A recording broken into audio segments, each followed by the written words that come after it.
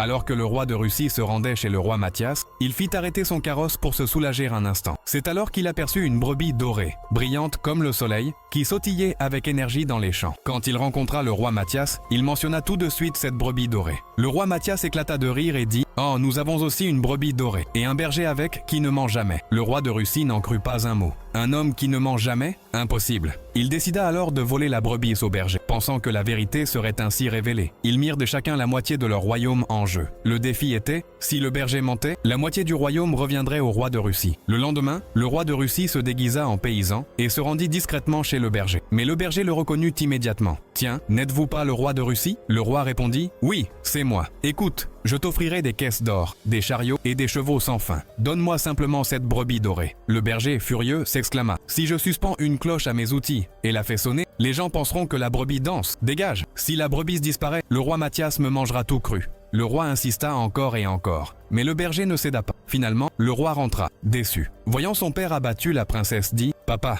laisse-moi essayer, je vais l'éblouir avec de l'or. » La princesse se rendit chez le berger avec une boîte remplie d'or et une bouteille de vin. Mais le berger rejeta l'or du pied. « Je n'ai aucun intérêt pour l'argent. Je préférerais mourir que de donner ma brebis dorée. » La princesse s'y attendait. Elle lui offrit alors le vin. Mais ce vin contenait une potion secrète, capable d'éveiller jusqu'à la 7e vertèbre d'un mort. Dès la première gorgée, le berger vit en la princesse une nymphe descendue du ciel. Il lui prit la main et dit « Si tu veux faire un peu de pratique de biologie avec moi, je te donnerai la brebis. » La princesse réfléchit une seconde. Puis ils commencèrent leur pratique. 30 secondes plus tard, quand c'était fini, elle dit « Donne-moi maintenant la peau de la brebis. » Le berger tua aussitôt la brebis dorée, fit griller sa viande et donna la peau à la princesse. La princesse retourna directement au palais avec la peau. Le roi de Russie était fou de joie. Mais maintenant, le berger était pris de panique. Il avait trahi la confiance du roi Mathias et allait devoir mentir. Lui qui ne mentait jamais. La peur lui nouait les entrailles. Il enfonça alors son bâton dans un terrier et mit son chapeau sur sa tête comme pour cacher son mensonge. Dès qu'il commença à mentir, le bâton sortit du terrier et le frappa violemment. Plein de honte, le berger se rendit au palais. Il y trouva le roi de Russie et sa fille, assis avec la peau de la brebis dorée. Tous attendaient de voir ce qu'il allait dire. Le roi Mathias demanda « Alors, dis-nous, que se passe-t-il ces jours-ci dans les pâturages ?» Le berger hésita un instant, puis dit « Oh,